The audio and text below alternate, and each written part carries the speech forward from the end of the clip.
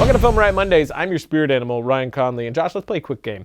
I'm going to say a word. You say the first word that comes to your head. Wiener. And questions.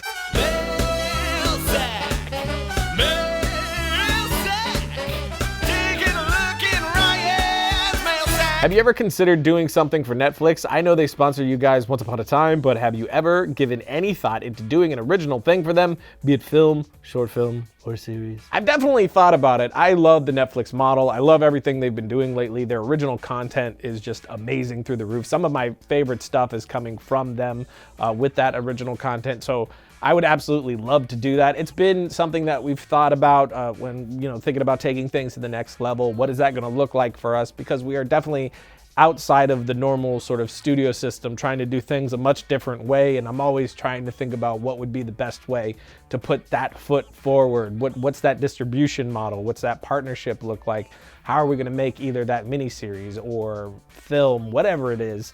And that's definitely been one that's been on my mind as well. But I guess the greater scope of that is just looking at every avenue I could possibly think of, ask a million questions to everybody that I know is smart, and just keep trying to move toward that direction. And as my dad told me when I was younger, you throw enough stuff at the wall, something's going to stick. So we'll probably try several avenues at once. Hey, Rye Guy, the Fly Guy, can you talk about directors' reels? Are they still relevant? What's the best way to showcase them? And any tips to make yours stand out from the crowd? Love you guys. I actually have no idea when it comes to a director's reel because I've never been asked for one, so I've never made one. I'm not even really sure how you would make one because as a director, what shows off what you can do is a piece as a whole. That entire cohesive, creative project completed shows what you can do as a director because that is what you're doing. So for me, any manager, agent, or agency that I've talked to, what they've requested from me was finished pieces, short films, commercials, pieces from FilmRiot that I'm proud of, not a reel. I've never been asked for a reel, but rather, full projects that I've worked on.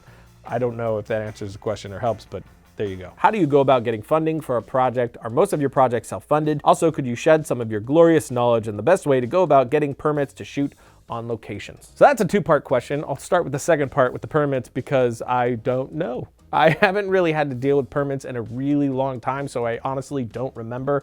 As of late, anytime that I've dealt with locations, it's just talking to location owners, getting it in writing that we're allowed to use it, and then using it. Anytime that we've had to go the permit route, Tim, who is my co-producer, handles that side of things, so I haven't had to handle that in a few years now. We'll definitely do something with an episode in the future to cover that stuff and bring in Tim to shed some light on that situation. As far as funding goes, it's definitely a mixture of sponsorships and our own money. Every project that we've done, a lot of the budget has come out of my own pocket.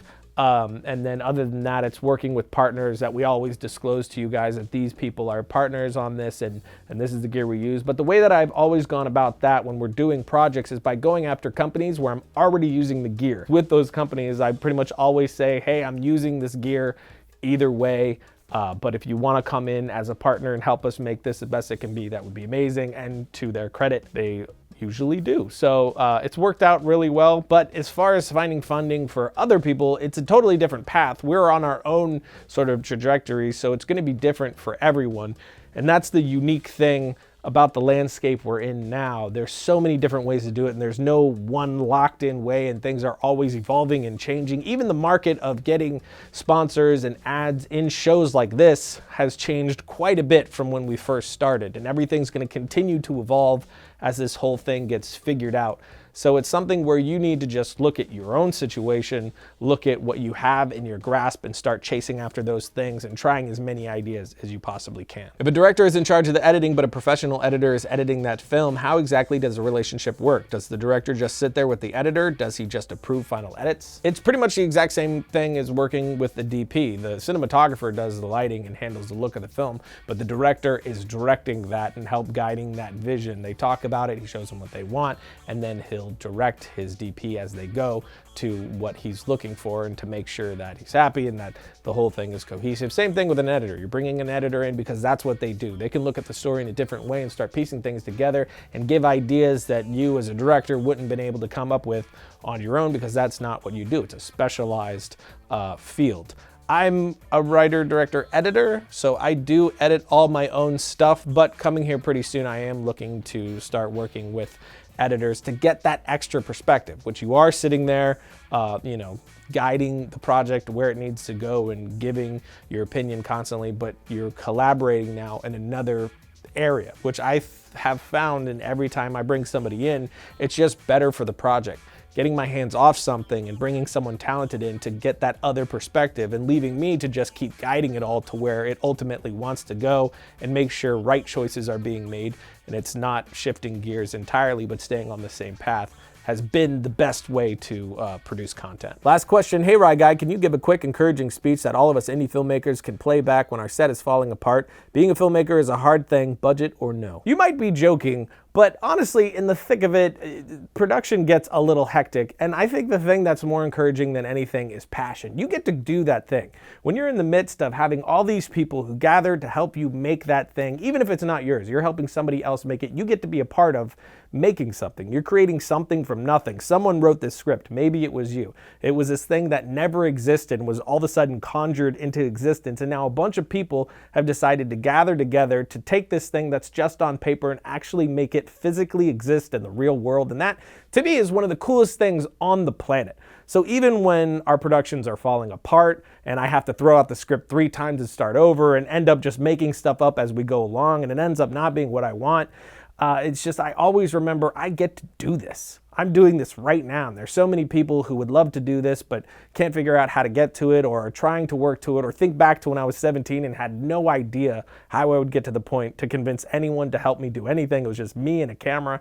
And now here I am with all these people actually making something exist to hopefully entertain an audience. And that is literally the coolest thing on the planet to me. So whenever anything's hitting the fan, I remember that.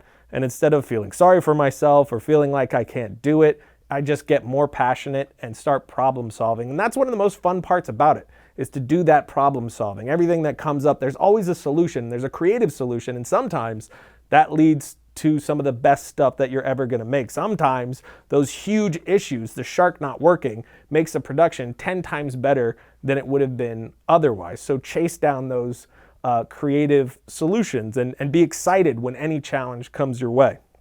I don't know if you were looking for a joke answer, but that's my real answer. I just love filmmaking so much. And if you do too, there's no reason ever to be discouraged. Always be putting one more foot in front of the other. Every failure is just one more piece to the bridge that leads to success. So just keep going, and we get to do this.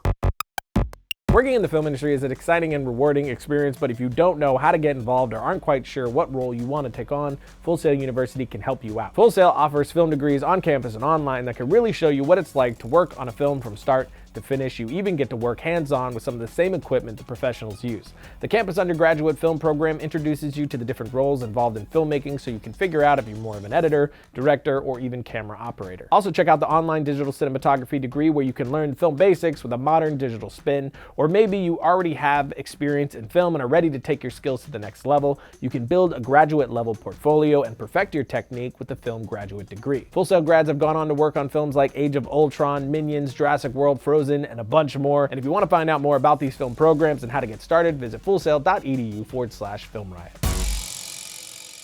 So that's it for today, which means it's time for my suggestion of the week. This one comes from Jason Levine. He did a whole series on how to use Audition, but it's all about how to work with sound and post-production. It's amazing. It's a ton of videos in a row. It's a playlist, all free. So definitely check that out right here. And until next time, don't forget to write, shoot, edit, repeat.